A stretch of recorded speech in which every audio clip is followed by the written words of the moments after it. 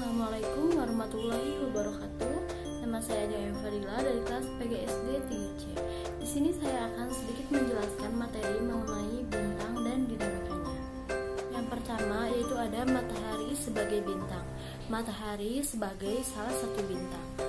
Bintang adalah benda langit yang memancarkan cahaya sendiri atau sumber cahaya. Nah, matahari dan bintang mempunyai persamaan, yaitu dapat memancarkan cahaya sendiri. Nah, matahari merupakan sebuah bintang yang tampak besar karena letaknya paling dekat dengan bumi. Matahari memancarkan energi yang sangat besar dalam bentuk gelombang elektromagnet. Nah, sumber energi matahari ini berasal dari reaksi fusi yang terjadi dalam inti matahari. Nah, reaksi fusi ini merupakan penggabungan atom-atom hidrogen menjadi helium. Nah, reaksi fusi tersebut akan menghasilkan energi yang sangat besar. Matahari tersusun dari berbagai macam gas, antara lain hidrogen sebanyak 76%, helium sebanyak 22%, dan gas lainnya sebanyak 2%. Yang selanjutnya yaitu ada lapisan-lapisan matahari. Matahari merupakan bola gas pijar yang sangat panas. Matahari terdiri dari 4 lapisan, yaitu inti matahari, fotosfer, kromosfer, dan korona. Nah, dapat kita lihat dalam ilustrasi bagian-bagian matahari yang ada pada gambar di PowerPoint. Nah, yang pertama yaitu ada inti matahari. Bagian dalam dari matahari yaitu inti matahari. Pada bagian ini terjadi reaksi fusi sebagai sumber energi matahari. Suhu pada inti matahari dapat mencapai 15 juta derajat Celcius. Nah, yang kedua yaitu ada zona radiatif. Zona radiatif adalah daerah yang menyelubungi inti matahari. Energi dari inti dalam bentuk radiasi berkumpul di daerah ini sebelum ke bagian matahari yang lebih luar. Nah, yang ketiga ada zona konvektif. Zona konvektif adalah lapisan di mana suhu mulai menurun. Suhu zona konvektif sekitar 2 juta derajat Celcius. Yang keempat yaitu ada fotosfer. Fotosfer adalah bagian permukaan matahari atau lapisan ini mengeluarkan cahaya sehingga mampu memberikan penerangan sehari-hari. Nah, yang kelima yaitu ada kromosfer.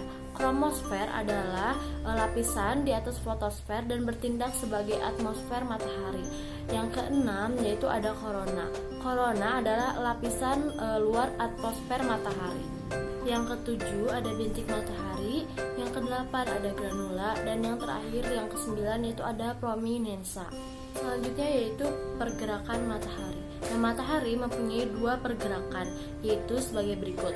Yang pertama, matahari berotasi pada sumbunya dengan selama sekitar 27 hari untuk mencapai 1 kali putaran.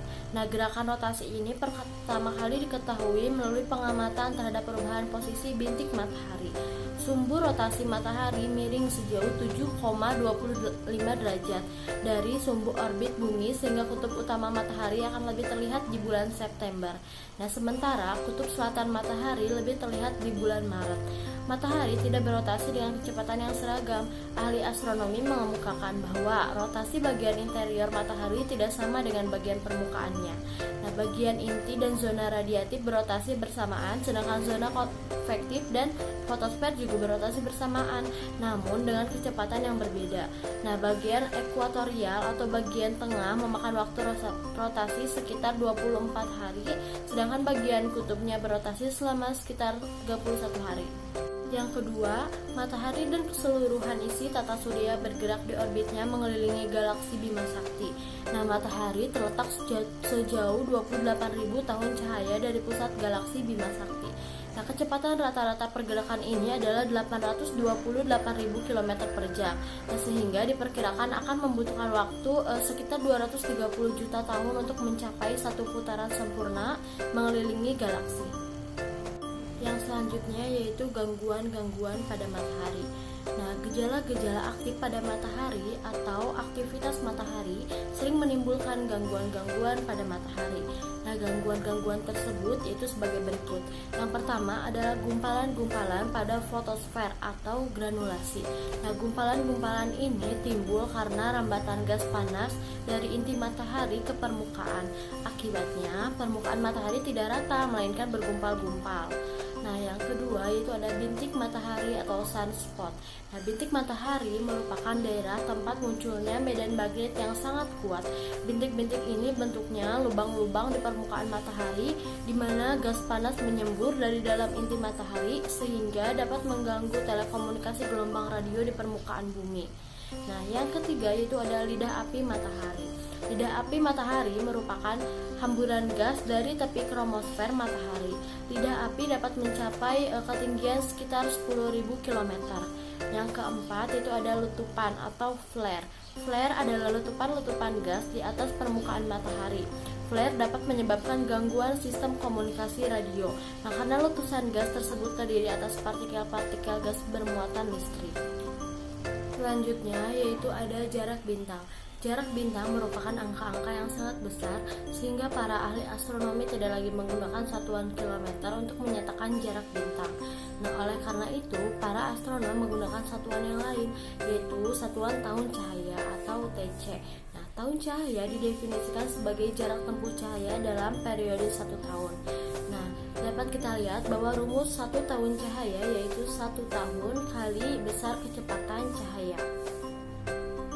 Di dalam astronomi, metode yang digunakan dalam penentuan jarak adalah metode paralaks. Nah, paralaks bintang dapat diartikan sebagai pergeseran suatu bintang yang timbul karena gerakan mengelilingi matahari.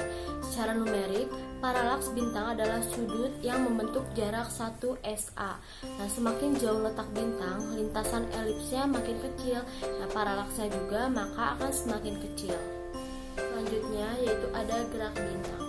Dalam pergerakan bintang diketahui ada 2 garis gerak pada bintang, yaitu gerak sejati bintang dan gerak semu bintang. Nah, gerak sejati bintang yaitu gerak yang disebabkan oleh pergerakan dari bintang itu sendiri. Nah, sedangkan gerak semu yaitu pergerakan bintang yang disebabkan oleh pergerakan bumi, yaitu rotasi dan revolusi bumi. Nah, bila kita amati, bintang selalu bergerak di langit malam, baik itu tiap jam maupun tiap hari, akibat pergerakan bumi relatif terhadap bintang, yaitu rotasi dan revolusi bumi. Nah, walaupun begitu, namun pergerakannya itu sangat kecil sehingga hanya dapat dilihat dalam pengamatan selama berabad-abad. Nah, gerakan semacam inilah yang disebut dengan gerak sejati bintang. Nah, gerak sejati bintang dibedakan menjadi 2 berdasarkan arah geraknya, yaitu kecepatan radial dan kecepatan tangensial. Kecepatan radial yaitu kecepatan bintang menjauhi atau mendekati pengamat atau sejajar dengan garis pandang. Nah, kecepatan ini biasanya cukup besar sehingga terjadi peristiwa pergeseran panjang gelombang. Yang kedua yaitu kecepatan tangensial, yaitu kecepatan bintang bergerak di bola langit atau pada bidang pandang. Nah, atau sejajar dengan garis penglihatan. Yang selanjutnya yaitu ada kecepatan total. Kecepatan total adalah kecepatan gerak sejati bintang yang sebenarnya atau semua komponen. Kecepatan total ini merupakan resultan dari kecepatan radial dan tangensial. Karena arah sumbu radial dan tangensial tegak lurus, maka dapat diselesaikan dengan mudah menggunakan dalil Pythagoras atau trigonometri. Yang selanjutnya yaitu ada magnitudo bintang. Sekitar tahun 150 sebelum Masehi, seorang astronom Yunani bernama Hipparchus membuat sistem klasifikasi kecemerlangan bintang yang pertama. Saat itu, ia mengelompokkan kecemerlangan bintang menjadi 6 kategori dalam bentuk paling terang, terang, tidak begitu terang, tidak begitu redup, redup, dan paling redup. Nah, sistem tersebut kemudian berkembang dengan penambahan angka sebagai penentu kecemerlangan. Yang paling terang memiliki nilai 1, berikutnya 2, 3, hingga yang paling redup bernilai 6. Nah, klasifikasi ini kemudian dikenal sebagai sistem magnitudo. Skala dalam sistem magnitudo ini terbalik sejak pertama kali dibuat. Semakin terang sebuah bintang, magnitudonya itu semakin kecil. Nah, sebaliknya semakin redup bintang, magnitudonya itu semakin besar. Pada tahun 1856, berkembanglah perhitungan matematis untuk sistem magnitudo. Norman Robert Boson, seorang astronom Inggris, memberikan rumusan berbentuk logaritmis yang masih digunakan hingga sekarang dengan aturan seperti berikut. Secara umum, perbedaan sebesar 5 magnitudo menunjukkan perbandingan kecemerlangan sebesar 100 kali. Nah, dengan rumusan Boson ini, perhitungan magnitudo bintang pun menjadi lebih teliti dan lebih dapat dipercaya. Nah, seiring dengan semakin majunya teknologi teleskop, magnitudo untuk bintang paling redup yang dapat kita amati semakin besar. Nah, contohnya yaitu ada Hubble Space Telescope memiliki kemampuan untuk mengamati objek dengan magnitudo 31. Magnitudo kecil juga mengalami ekspansi seiring dengan semakin majunya teknologi detektor.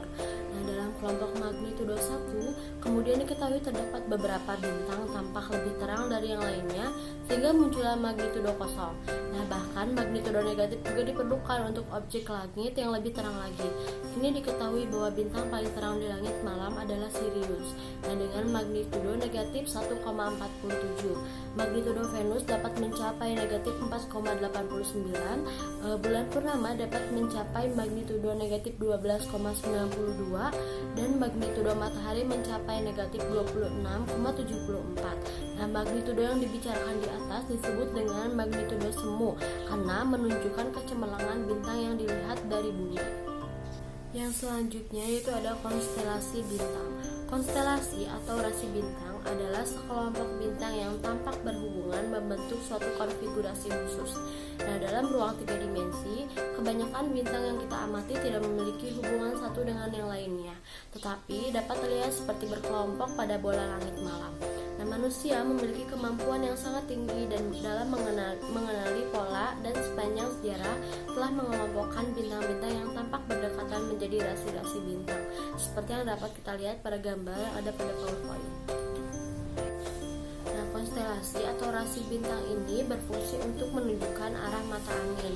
Berikut ini beberapa rasi bintang yang dapat dijadikan acuan sebagai penunjuk arah mata angin. Yang pertama yaitu ada rasi bintang Ursa Major sebagai penunjuk arah utara. Nah, rasi bintang Ursa Major ini biasa disebut juga dengan rasi bintang Great Bear atau beruang besar. Nah, biduk yang menunjukkan arah utara berbentuk seperti gayung dan terdiri dari 7 buah bintang. Karena itu juga terkadang rasi bintang ini disebut dengan konstelasi bintang 7. Nah, rasi bintang ini terlihat sepanjang tahun di langit utara. Jika dilihat pada PowerPoint ada 2 gambar yang menunjukkan peta rasi bintang Ursa Major dan gambar seni rasi bintang yang berbentuk beruang. Nah, yang kedua yaitu ada rasi bintang Kras sebagai penunjuk arah selatan. Rasi bintang seperti ini berbentuk seperti ikan pari atau layang-layang atau salib dan bisa kita lihat pada langit malam dengan arah gerak ke selatan. Nah, sehingga rasi bintang yang satu ini disebut juga dengan rasi bintang salib selatan. Nah, jika dilihat pada PowerPoint ada gambar yang menunjukkan peta rasi bintang Kras dan gambar seni rasi bintang yang berbentuk kras, padi atau layang-layang. Nah, yang ketiga yaitu ada rasi bintang Orion sebagai penunjuk arah barat. Rasi bintang ini dapat dilihat di langit sebelah barat. Disebut juga dengan nama rasi bintang pembulu atau rasi bintang Waluku. Dinamai Orion yang artinya adalah pembulu dalam bahasa Yunani. Yang selanjutnya yaitu ada rasi bintang Scorpius sebagai penunjuk arah tenggara. Rasi bintang ini susah dicari karena jumlah bintang yang membentuk konstelasinya cukup banyak. Nah, berdasarkan spektrumnya, bintang dibagi ke dalam 7 kelas utama yang dinyatakan dengan huruf O, B, A, F, G, K, M yang juga menunjukkan urutan suhu, warna, dan komposisi kimianya. Nah, klasifikasi ini dikembangkan oleh Observatorium Universitas Harvard dan Annie Jam Cannon pada tahun 1920-an dan dikenal sebagai sistem klasifikasi Harvard. Nah, bintang kelas 0 adalah bintang yang paling panas, temperaturnya permukaannya lebih dari 25.000 Kelvin. Nah, bintang kelas B adalah bintang yang cukup panas dengan temperatur permukaan antara 11.000 hingga 25.000 Kelvin dan berwarna putih biru. Nah, yang ketiga yaitu ada bintang kelas A memiliki temperatur permukaan antara 7.500 hingga 11.000 Kelvin dan berwarna putih. Nah, karena tidak terlalu panas, maka atom-atom hidrogen di dalam atmosfernya itu berada dalam keadaan netral sehingga garis-garis Balmer akan terlihat paling kuat pada kelas ini. Nah, yang selanjutnya yaitu bintang kelas F memiliki temperatur permukaan 6.000 hingga 7.500 Kelvin berwarna putih kuning. Nah, selanjutnya yaitu kelas G. Mungkin kelas G ini adalah yang paling banyak dipelajari karena matahari adalah bintang yang ada di kelas ini. Nah, bintang kelas G memiliki temperatur permukaan antara 5000 hingga 6000 Kelvin dan berwarna kuning. Nah, yang selanjutnya itu ada bintang kelas K. Bintang kelas K berwarna jingga, memiliki temperatur sedikit lebih dingin daripada bintang kelas matahari, yaitu 3500 hingga 5000 Kelvin. Nah, yang terakhir itu ada bintang kelas M, adalah bintang dengan populasi paling banyak. Bintang ini berwarna merah dengan temperatur permukaan lebih rendah daripada 3500 Kelvin. Sekian pemaparan materi dari saya. Kurang lebihnya mohon maaf. Wassalamualaikum warahmatullahi wabarakatuh.